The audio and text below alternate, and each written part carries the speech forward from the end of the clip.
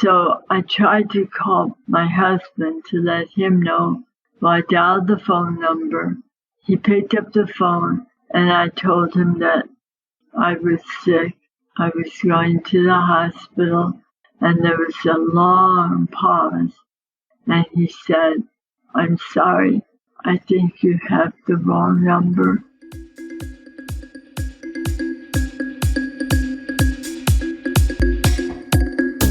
Welcome to the Strokecast. A Generation X stroke survivor explores rehab, recovery, the frontiers of neuroscience, and how to peel a banana with one hand. Hello, I'm Bill Monroe, and welcome to episode 142 of the Strokecast. Today's episode is brought to you by the fine folks at Modus Nova. To find out if Modus Nova can help you recover the use of an affected limb after stroke, visit strokecast.com/Modus Nova. And by the fine folks at Like-Minded. To learn if this nonprofit membership community can help you live your best post-stroke life, visit strokecast.com/Like-Minded. Semi-retired Jo Ann Glim was working her first day on a temp job at the Tropicana offices in Florida when disaster struck. You see, somebody forgot to order the sandwiches for a meeting. Ever the problem solver, Jo Ann put her problem-solving skills to work, acquired a corporate credit card, and zipped off to a nearby deli to try and cajole the proprietor into making 17 box lunches on zero notice while he had a store full of people in the middle of the lunch rush. Of course, in the middle of all that, Jo Ann suffered a stroke. She lost speech, she lost half her body, and she would go on to lose a lot more. She also gained a lot more in the process, though. Today, Jo Ann joins us to talk about her memoir, Trapped Within, a true story of survival, recovery, love, and hope. From start to finish, it took her more than 17 years to write, but when the time was right, she had it done. We talk about all that and more. But the important question is, did she get the sandwiches? Let's meet Jo Ann Glim and find out. Jo Ann, thanks so much for joining us on the show this week. Thank you for inviting me. I mean, I think this is going to be really interesting because I did just finish your book, Trapped Within. Really great book, and a couple things I really liked about it, especially for the stroke survivor community, is that it's easy to read, and you've got some really nice short chapters in here. So it's very easy for somebody who may struggle with attention or struggle with their own reading. You can read 4 or 5 pages, and you've got a natural place where you can break. So, I mean, I think that's great especially for a lot of folks who've survived stroke. Thank you. I mean, as a survivor yourself, I mean, what was your life like before your stroke? I was very active. I was physically fit. I didn't smoke, didn't drink. My weight was fine. I loved to do things that were physical.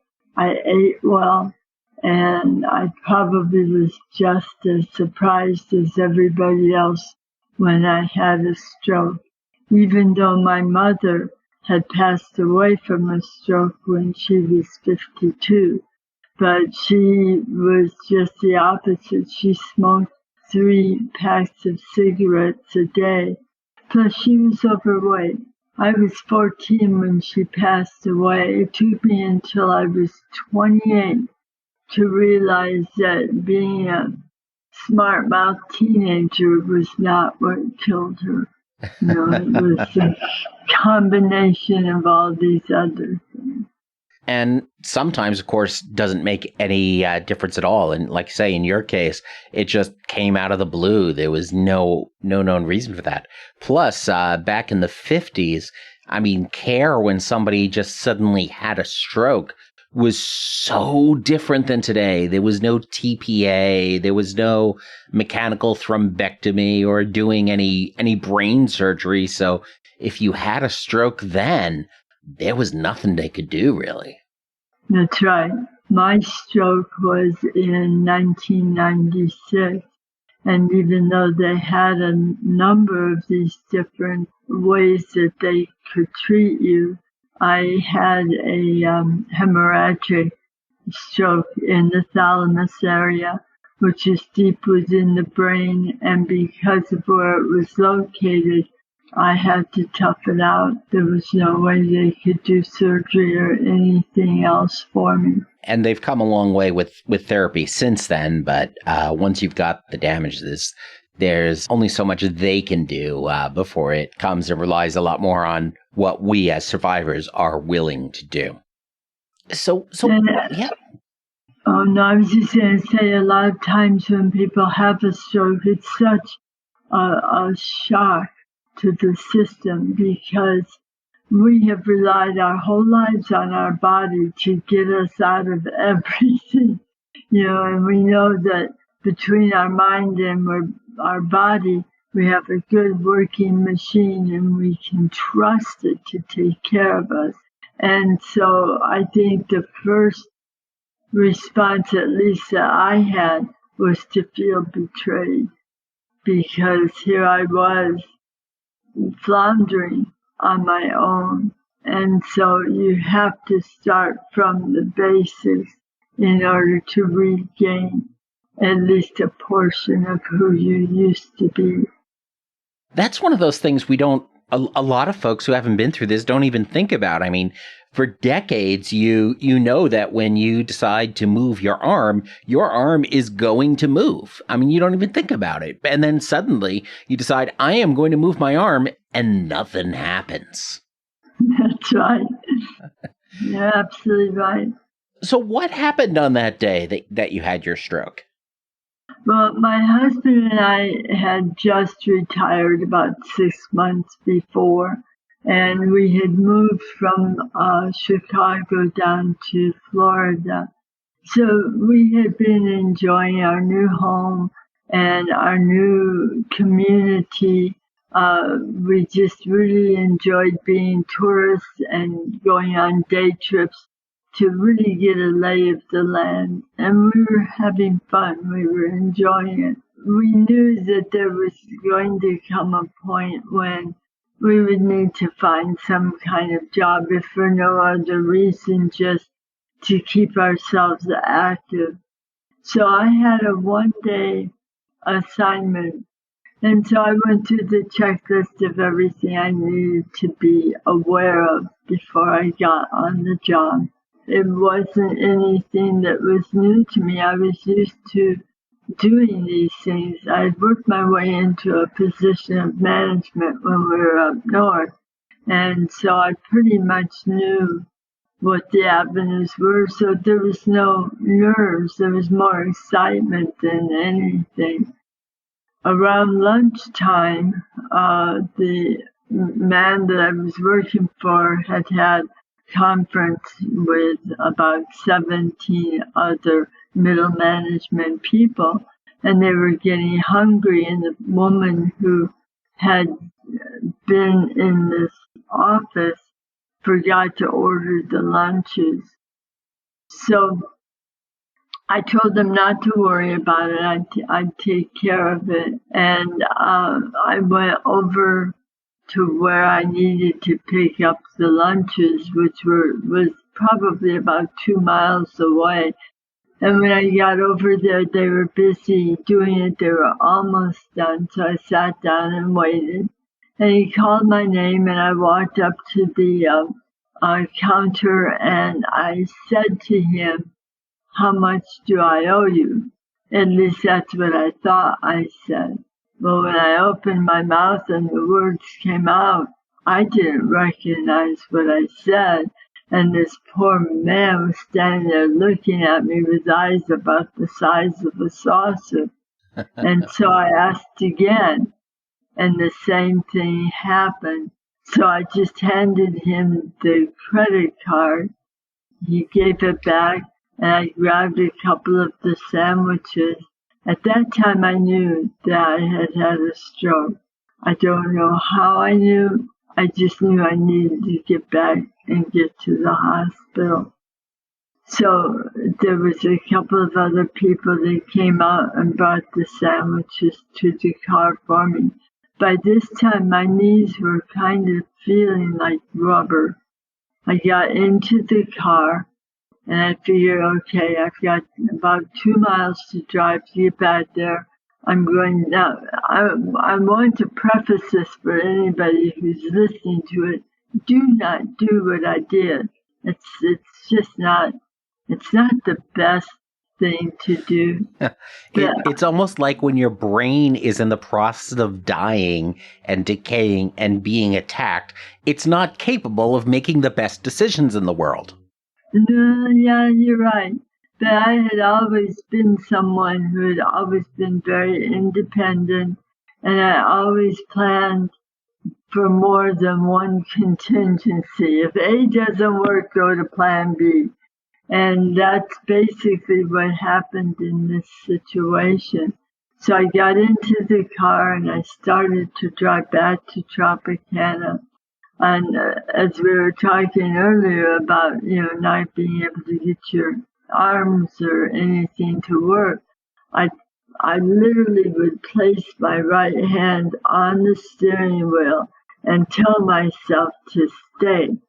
And I would watch my hand just fall to the console alongside me.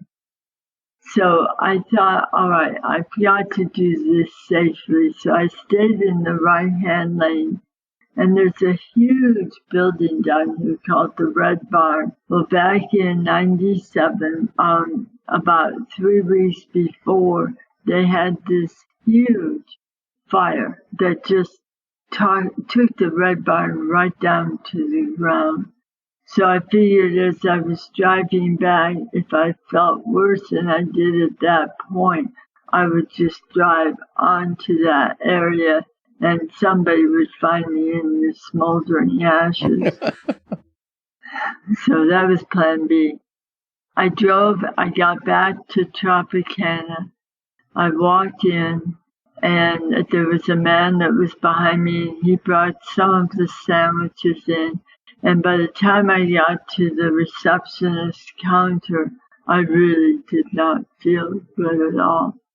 So I tried to call Bill, my husband, to let him know that I was on my way to the hospital. Well, I dialed the phone number. He picked up the phone, and I told him that I was sick. I was going to the hospital, and there was a long pause. And he said, "I'm sorry, I think you have the wrong number." And I started to cry because I knew he was going to hang up. And I had to think of something that would let him know it was me.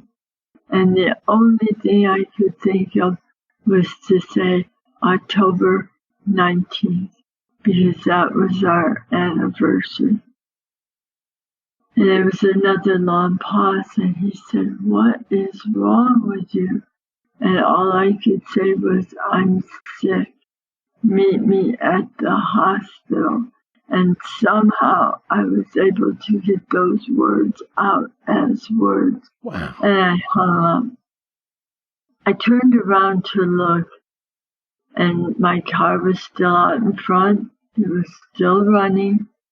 I looked at all the people that were coming in and out, and I absolutely hate golfers. And I knew time was really of the essence. So I wrestled with myself. Do I tell them what's going on and have the ambulance come and all these people staring at me? And I was so concerned I was going to do something that was not ladylike. And I really wanted to come back to Tropicana if I survived this. And so I chose to drive myself.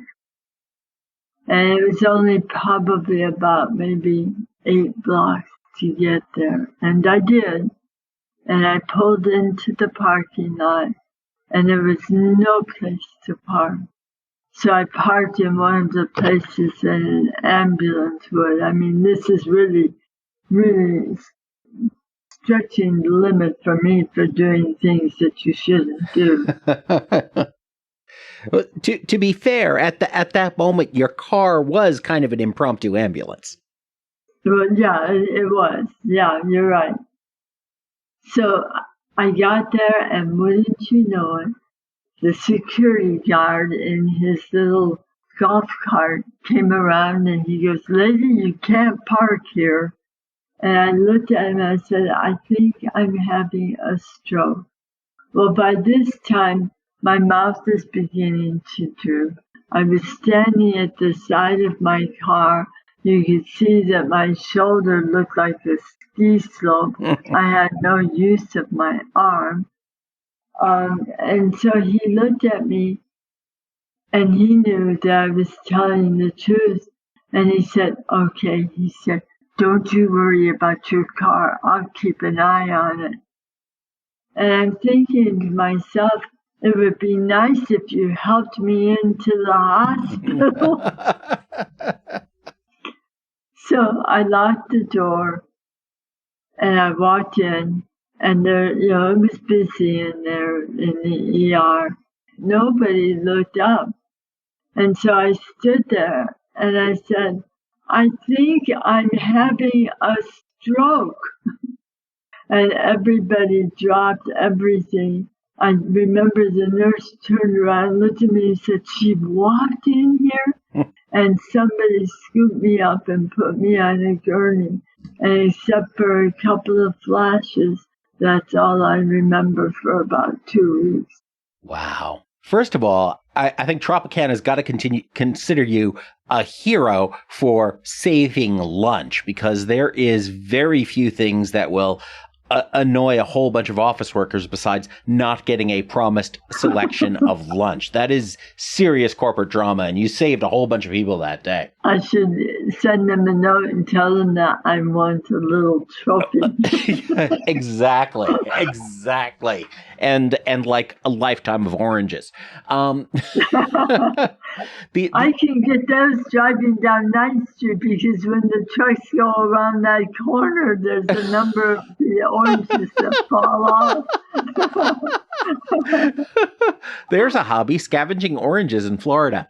I also think what's really telling here, too, is that when we have a stroke and our brains start shutting down, one of the things that happens is we start reverting to some of our most deeply ingrained patterns and habits.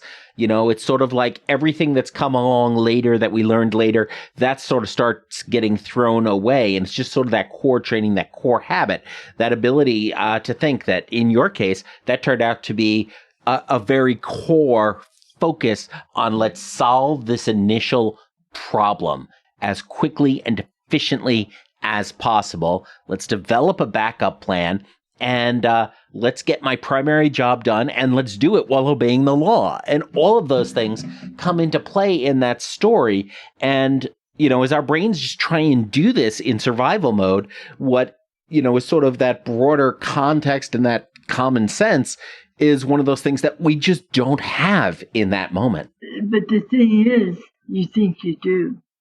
If you're used to solving problems, you become very, very calm while you're in the midst of chaos, and you know that you have to make it from point A to point B and maybe on to C. And so you think that you're thinking rationally, and you're not. Exactly. And that's why that is so dangerous.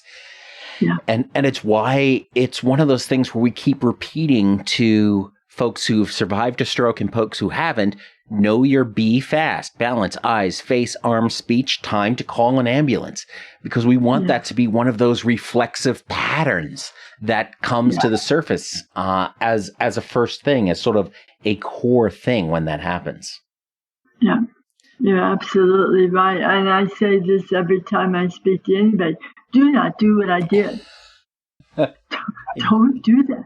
So you had your stroke, survived it, got through that initial part, and then moved on to rehab. So when you began your rehab experience, what were your deficits like at that point?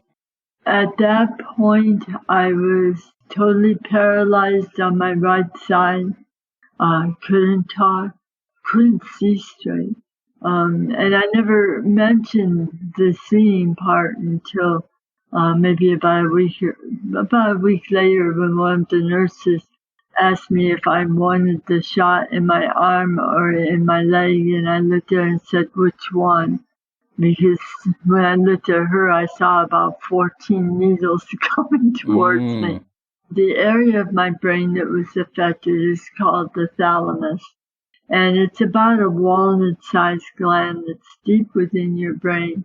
But everybody will be able to identify, at least most people. Now, I'm a teetotaler, and so anyone who's a teetotaler, unless you've had a stroke in the thalamus, probably don't realize how this feels either. But this is the area of your brain that affects your inhibitions. And so I would do things that were not proper. Now, I was 52 when I had my stroke, and my occupational therapist was probably about 30. And I would spend at least an hour sitting on the edge of my bed listening to her tell me what the proper thing was in a certain situation, and that you have to act that way. I said, yes, ma'am, and no, ma'am, more than I did do any other type of therapy. Yeah, it was very freeing. Right. Suddenly, not being able to do and say things, and not having that sense of feeling guilty or feeling restrained. And the restraint part of it, yes. There's one section in the book about going out to dinner with my husband and our neighbor. I think this all gets back to the same thing. You look at what needs to be done in order to do what you need to do to accomplish what's in front of you. And we were at a restaurant, and they had a card aisle, where there were a lot of people that were looking at cards, and this gentleman that he had to be 6'8". He was huge, and he had the shortest shorts. I mean, he would make Daisy May blush. I mean, they were really, really short, and he had these white legs that literally extruded from these shorts. He looked like the Pillsbury Doughboy on vacation. I mean, it's just really. So I looked at him, and we kind of nodded to each other and went back to reading our cards. Now, my husband told me, he said, I'm just going up to the front to let them know that we're here. So do not go anywhere. Don't do anything. Just read the cards. Well, my husband made the mistake of going to the washroom. They called over the intercom our name, and I don't see our neighbor. I don't see my husband.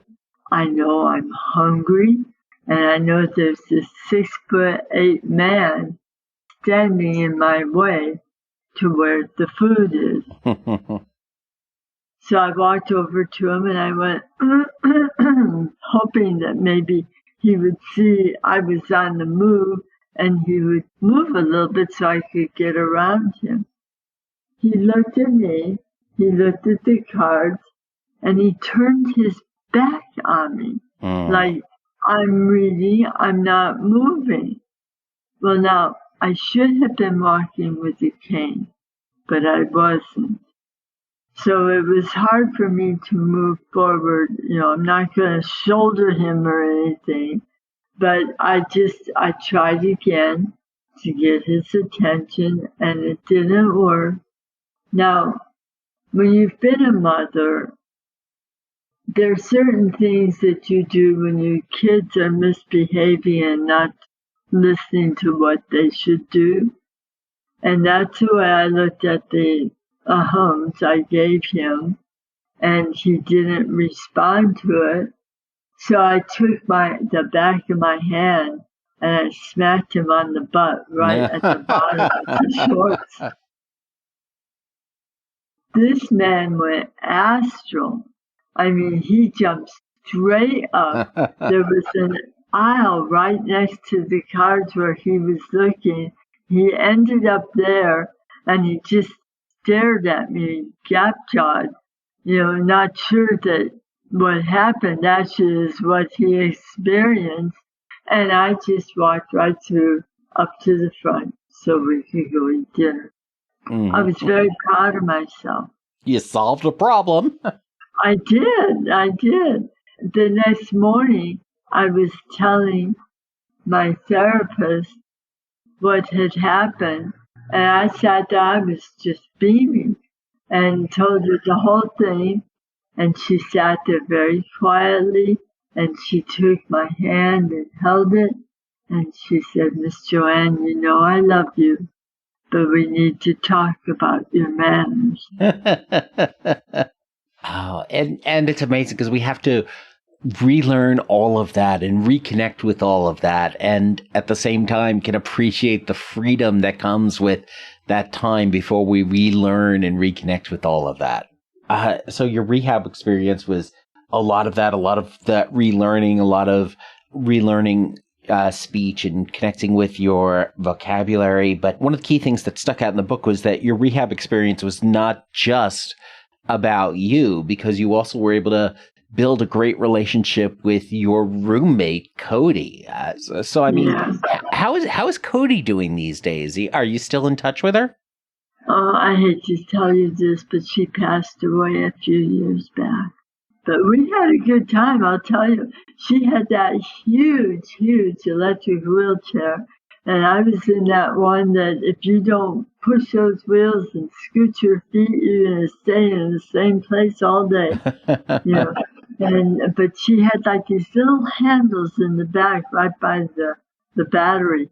And so I'd just grab a hold of one of those handles, and we'd figure out where we were going to go, and off we'd go. They always knew that we were going to be in tandem if we were together. You got yourselves a little train going on there. Oh, we did, yeah. And we had such a good time together. I mean, there was a almost a 30-year gap between the two of us, but you'd never know it. So since that time, then, how has your relationship with your therapists evolved? Were you able to still be in touch with them? I'm in touch with some of them. Some of them I know about, and some of them have kind of drifted to the side. So, but talking to you is making me want to find all of them again, because they were so important in my life back then. And we had a wonderful bond. After I was out of there, I saw them for a number of different occasions, and it was wonderful. Therapists are amazing. And They really are. I know I was fortunate in my inpatient stay to have a great team I was working with, and I'm still in touch with folks from that experience. A couple of them have even been on the show with Megan and Emily, and with one of my therapists, Olivia. We actually ended up doing a commercial for the hospital together, and it's great nice to still be in touch with those folks and the amazing work that they do. And the other thing that I found too is that so many of the therapists who work with stroke survivors inpatient, once folks are discharged, the therapists never see them again. And that can be very hard on their jobs, because they see us at our worst. And then they see us when we're just, when the insurance company has deemed us recovered enough to not die in our homes in the next week. And you're healed. Yeah, exactly. But they don't see us, the progress we've made 6 months or a year later, and just going back to visit the therapist in the hospital can be really powerful for us and really powerful for them. And for them, yes.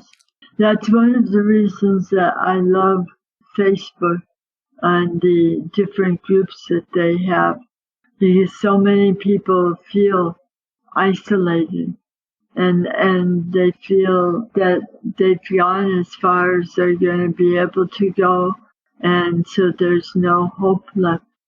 And that's not true. They at one time used to tell you you've got 6 months, maybe a year to regain things, and then after that, whatever you have is what you're going to be. And that's not true.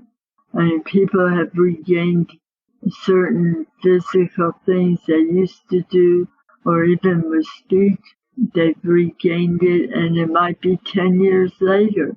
So the one thing I just want to tell everybody is don't ever give up. I think that community, the sense of community is so important.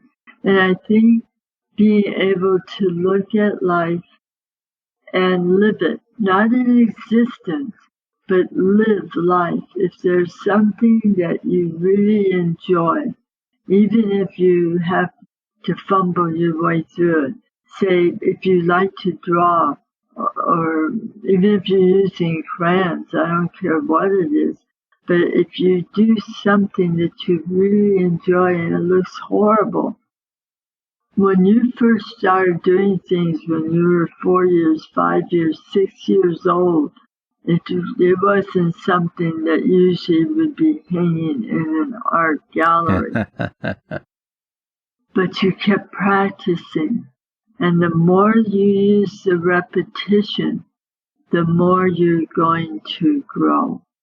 Absolutely. That's the core of getting better at anything. And repetition is the core of stroke recovery and neuroplasticity.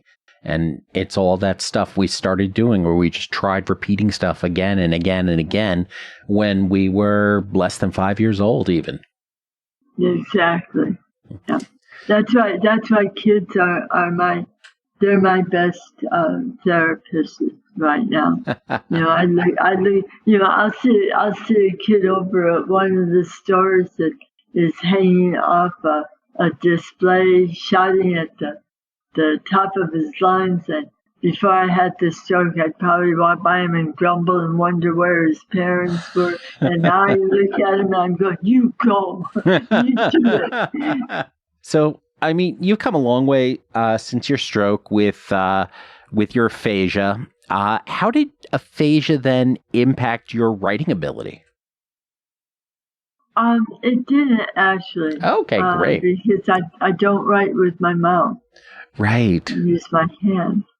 And that's one of those things about aphasia, too, is that it affects so many people differently. In some people, it just affects their speech.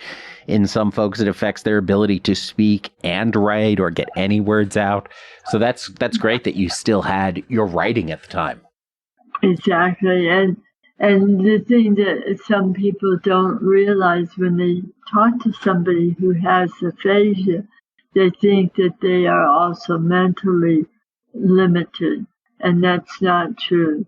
Aphasia is a situation where your speech process has been limited, but not your intellect.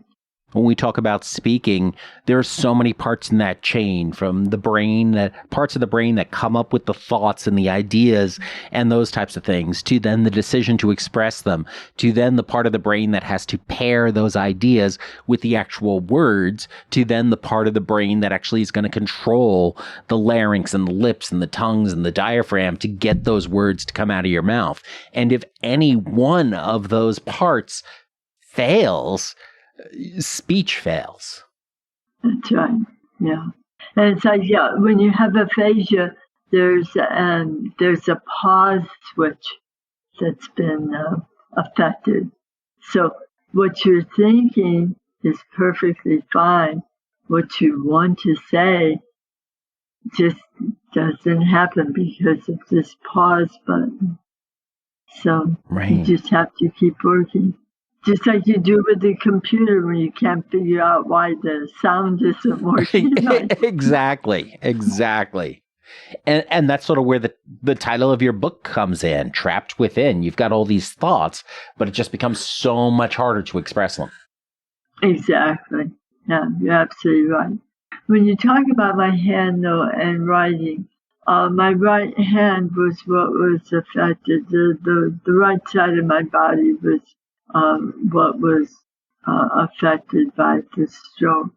So when I first got home from rehab, I felt it was so important that I sit down and capture everything that happened to me, because I did not want to write a book that was going to be a reflection of what happened. I wanted it to be living right then and there. I spent 4 months from the time I came home until I completed the first manuscript on the book. But my right hand was so weak that when I would try to type, it got to a point that spell check wouldn't even listen to me anymore. My fingers would sit there and I'd just have until I could get it up again.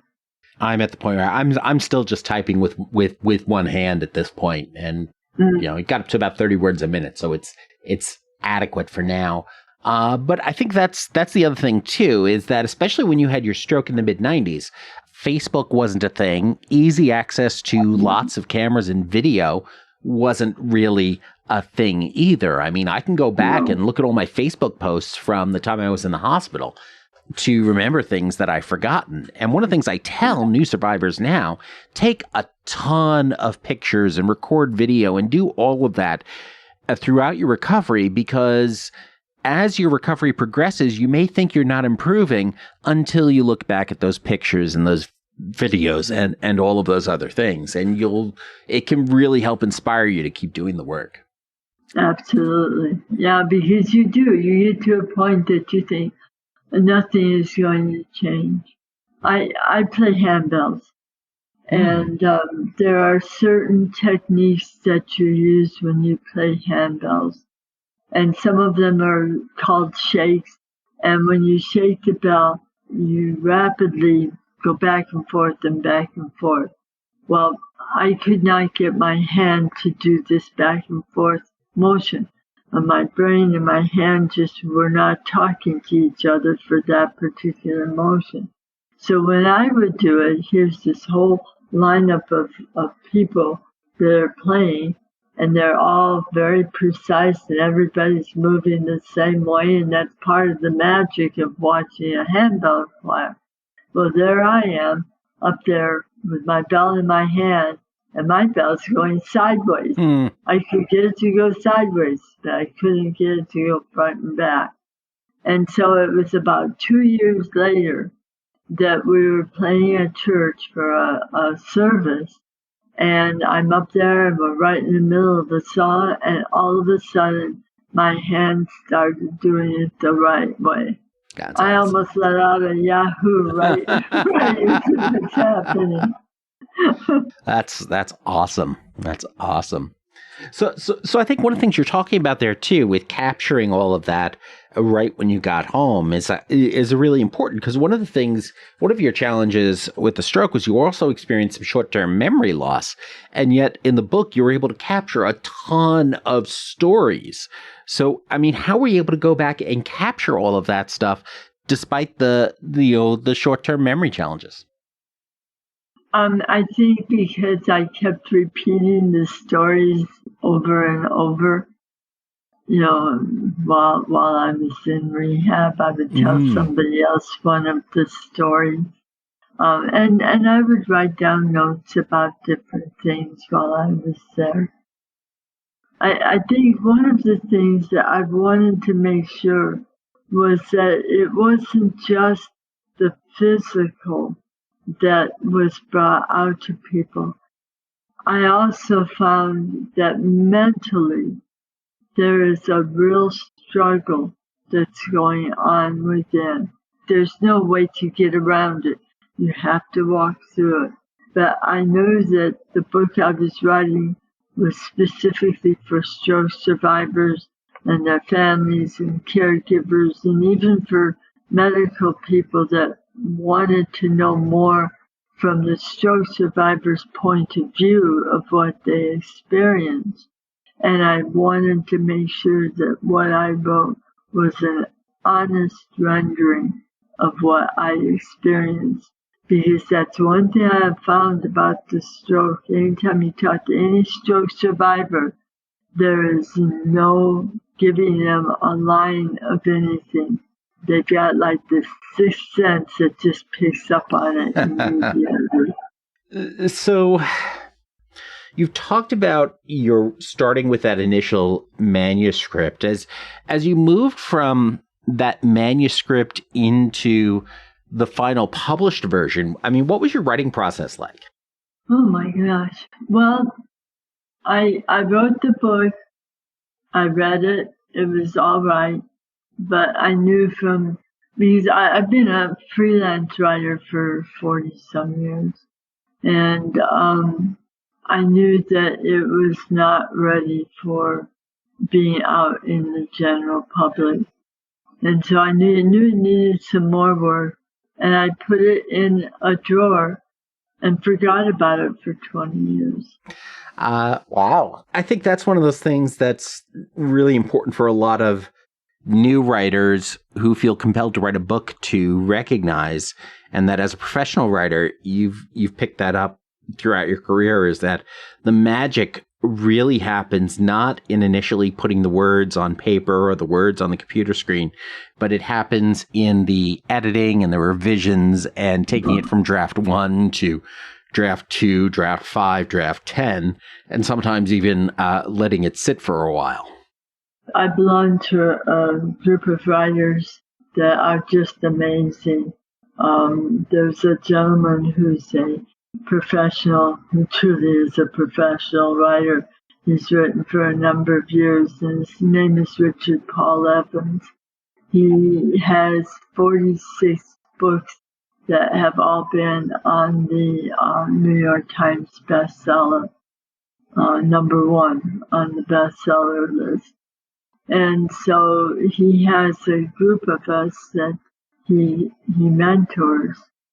And so I had gone out for a weekend, a long weekend, and then another time a year later for a week of just immersion in learning how to write properly and how to get a book ready for print. The things that he shared were just absolutely amazing. So I think one of my best pieces of advice for anybody who is a writer is to find yourself someone who's a mentor. And if you're serious about your writing, do it the right way. You know, and everybody has a story to tell. And I love reading stories that are written by people who are first-time writers or have written for a while, but this is the first time they've written anything they consider close to normal for a novel. Make sure you edit properly. There's like about 7 different ways that a book is edited. And if you write something and say, fine, my job is done, I'll pass it on to somebody else, it doesn't work that way. You have to get in the trenches and do the work yourself. It's like eating potato chips. You can't just edit one page. You got to do the next one.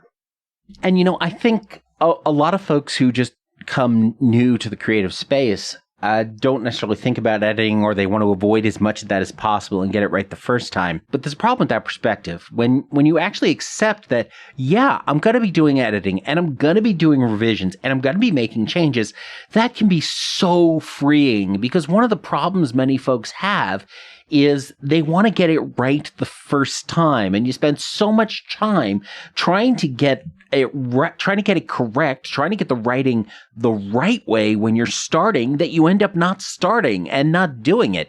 You have to be willing to just, let's go ahead and this is my first draft, so let me go ahead and just write crap and fix it later. No, you're absolutely right. Yeah, you want to get your story down, and then it grows from there. You have to really think it through as far as what you're doing. You know, especially with Amazon and everything, now people are, you know, everybody you talk to has written a book or they plan on writing a book.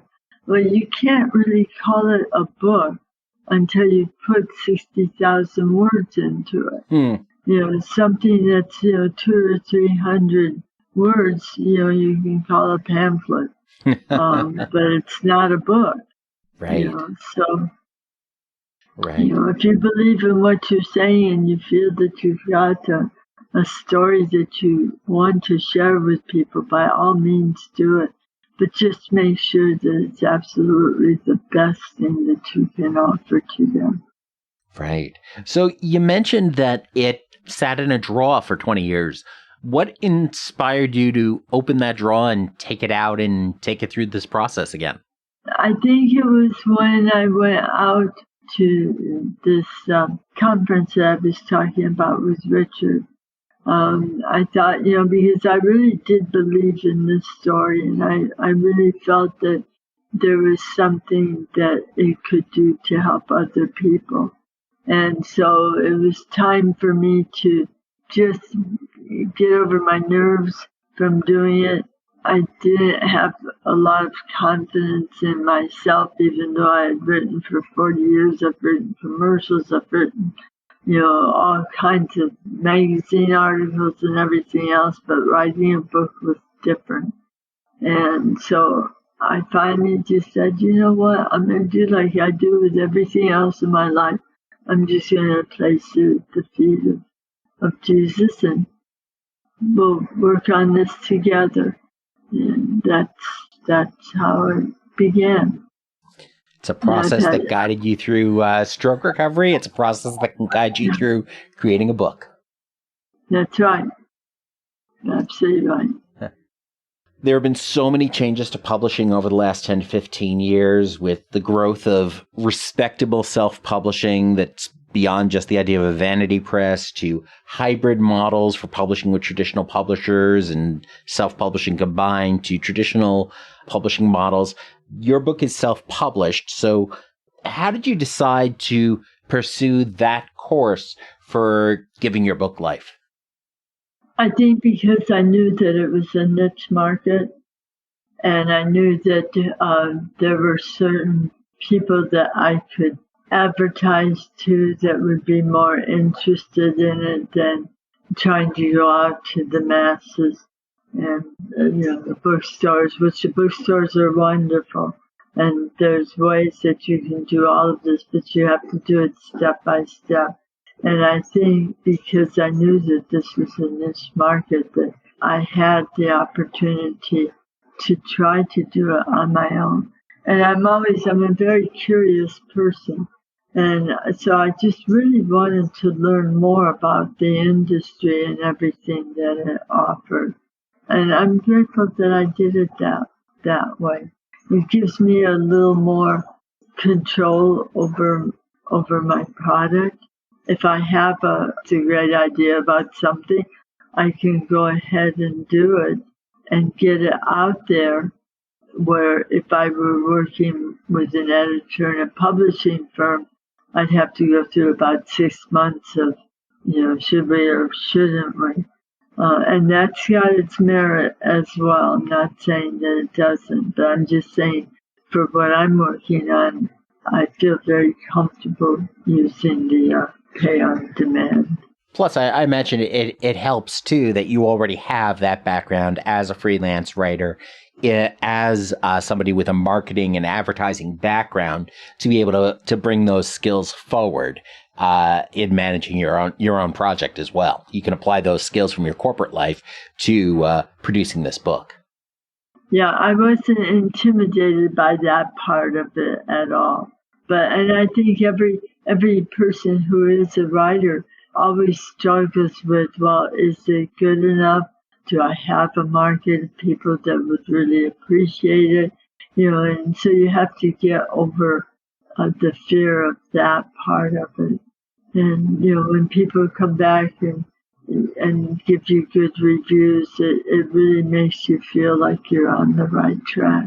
One of the things I really liked about the book is the way you've been able to structure it for this audience. I think it's really accessible for a stroke survivor who may be dealing with neurofatigue, may only be able to read a few pages at a time. With the structure around the short chapters, it's very easy to consume it in chunks that will work well. And I found it generally to be an easy read. Thank you. And that was intentional. First off, because that's where I was in my stroke recovery too. I finished that book 4 months after I had my stroke. And so I could only read for a certain period of time. I tried to do it so each article is each chapter is a standalone chapter. So most of the time, the story that you read there may not completely finish there, but it's completed enough that you don't feel that you have to wait until the chapter before the last chapter to find out what happened. When I wrote the book, the very last edit that I did before we sent it over, it dawned on me that there is a major theme that runs through the book, and that is grief. That is one of the major things that I have found with most stroke survivors is dealing with grief. And you go through all of the different phases, just like Elizabeth Kubler-Ross had identified. Because what we have lost in our life is so severe. It is such a great loss when you can't move your arm, you can't walk properly, you can't speak to someone else. I drop my toothbrush every single morning because I never figured out I can't hold it in my right hand. So every morning my husband was coming over and bringing me another toothbrush. But you just really begin to realize that until you can come to terms with what you've lost, you cannot begin to search for what you have now. And there is such a beauty in allowing yourself to look out and say, okay, I can't walk from here to there without hanging on to every piece of furniture along the way. So if I have to string 3 dining room chairs together in order to get from the table to the couch, why not? You're getting to where you want to be. You have to think creatively in order to do things for yourself. And let your mind be a child again. Let yourself enjoy the things that are around you. If you want to listen to music, if you found while you were in rehab that you had a love for hip-hop, turn it on and enjoy it. There's so much that we've lost, but there's so much that we can find. And there are a lot of people who have found that they're great artists, they're musicians, and these are talents that they never even realized that they had. Getting through the phases of grief, and for our folks who are not familiar with Elizabeth Kubler-Ross, we'll go ahead and have that over in the show notes over at strokecast.com. But you're going through this process. We're talking about all these things you can discover. So looking back on it now with this perspective of 20 plus years after stroke, was your stroke a blessing or a curse ultimately? It was a blessing. It definitely was a blessing. It made me slow down and look around. It made me appreciate people. I didn't expect that to make me puddle up, but it did. Because when you look around, people are, in my estimation, genuinely good, and they're kind, and they're loving. And most of the time we get so busy with our lives that we know that's how they are, but we just don't have time to stop and talk to them right now. And you can't do that. You need to stop and tell the people around you, even if you just met them, tell them something good that you see about them. We all need to hear that. So, Jo Ann, I mean, this has been a delight. If folks want to know more about you and what you're up to, where should they go? Well, they can obviously find me on Amazon. I have a website, and it's my name, www.joanneglim.com. And I also do a podcast called Don't Count Me Out. We have a weekly show that we do, and I would love to have you on sometime, Bill, when you have the time. I would love to do that. I'd love to make that happen. Thank you. And we'll have all of those links over in the show notes and at strokecast.com. Great. So, Jo Ann, again, this has been great. Encourage folks to go pick up the book, Trapped Within. And again, we'll link to that over at Strokecast. Thanks so much for joining us this week. Thank you so much. And anyone who wants to get in touch with me, I love to hear from other stroke survivors.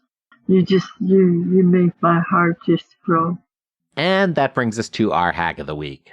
But first, let's talk about show sponsor, Modus Nova. Modus Nova helps stroke survivors reconnect with their hands and feet. I use the Modus Hand to help with my left hand. It's an AI-controlled, air-powered robotic exoskeleton that helps drive neuroplasticity through video games. Now, that is a lot of words, but what does it actually mean? Well, for an hour a day, I can wear this device on my arm and hand. It helps me move my hand while I do occupational or physical therapy. If my hand needs help moving past a certain point, it helps. If I'm moving too easily, it resists, so I can continue pushing my limits.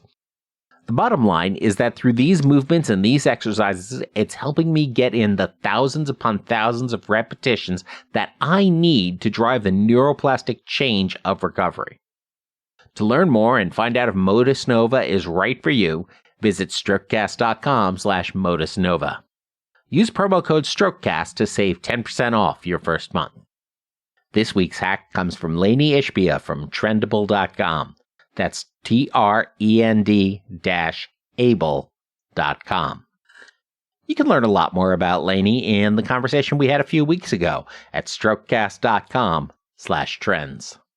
But an easy hack for me is if I want to wear a button-down shirt, instead of getting the magnetic buttons, for me, I just sew up the buttons, have someone sew it. I don't actually sew myself. And I slip it over my head. You know what I mean? It's just a simple nothing, but it works. So you don't have to not get that button-down shirt if you don't mind having a V-neck and having it slip over. Now let's talk about sponsor Like-Minded. Like-Minded is a non-profit membership program featuring sessions and classes from some of my favorite people. Online classes are scheduled throughout the week, but if you need more flexibility, members get access to recordings of those sessions. These sessions are run by OTs, PTs, speech therapists, doctors, psychologists, and, of course, stroke survivors. Members can attend as many sessions as they want and even get access to a private text messaging group for more personal support. Get the support you need and deserve by joining Like-Minded today. Visit strokecast.com/like-minded to learn more. Use promo code STROKECAST to save 20% off your first month. Jo Ann Glim actually sent me a copy of her book a few weeks before we talked. And, I mean, she's got a great collection of stories and characters in there that I really enjoyed reading about. I'm actually sorry I never got to meet her rehab roommate, Cody, because she seems like quite an adventure in and of herself. I also like that because of the writing process Jo Ann talked about, the stories still seem fresh. While her stroke and most of these stories were, more than 20 years ago, they still read like they could have happened just in the past month. It's also an easy read. I think I mentioned this in my conversation with Jo Ann. The chapters are nice and short, and the paragraphs are crisp. I found myself actually able to easily sort of breeze through the pages. If you struggle to read a book due to fatigue after a stroke or the difficulty of physically holding the pages, Trapped Within actually gives you lots of natural stopping points where you can catch your breath or take a nap. Jo Ann's book is available on Amazon. You can find it at strokecast.com/trappedwithin. That's my affiliate link. You can also find more links in the show notes, but to buy the book today, just go straight to strokecast.com/trappedwithin. Jo Ann and I also mentioned Elizabeth Kubler-Ross. Kubler-Ross is the researcher who actually described the 5 stages of grief that many of us have heard about in a variety of contexts and pop culture.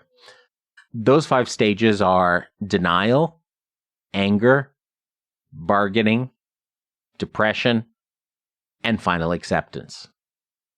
While Kubler-Ross was mainly talking about how to deal with the death of a loved one, this structure generally applies to stroke as well, as we mourn and grieve for the previous version of ourselves. I mean, in that moment, that old version has died, and it isn't coming back. Recovery, though, isn't about turning back into the person we were before the stroke. Sure, it's about regaining function, but it's also about accepting that this process has changed us. And so it's okay to grieve. Kubler-Ross gave us a roadmap through that process so the folks around us can make sense of our actions, our reactions, and our thoughts, and we can grow through it all.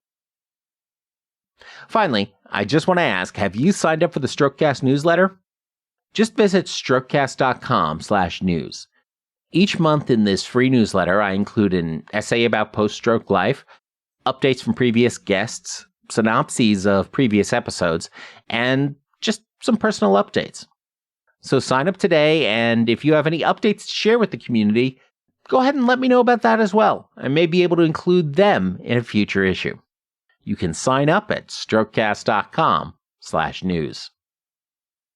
So be sure to head over to the show notes to learn more about Jo Ann. You can also find all of the links we talked about over there in the show notes as well. That's over at strokecast.com/Jo Ann. You can, of course, share this episode with someone you know by, again, just giving them that link, strokecast.com/Jo Ann, so they can see those show notes as well, and, of course, listen to this conversation, and then you can talk about it with them. Be sure to subscribe to the free monthly Strokecast email newsletter. Just visit strokecast.com/news in order to do that.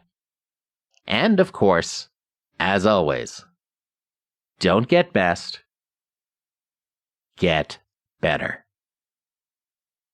Thanks a lot. I'm Bill Monroe, and I'll talk to you soon.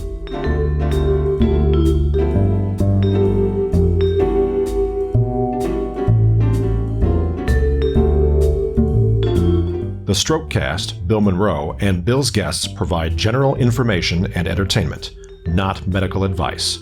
Please do not make any changes to your treatment plan or the execution of your treatment plan without first consulting your personal doctor or medical team. The Strokecast is a proud production of the Currently Speaking Podcast Network.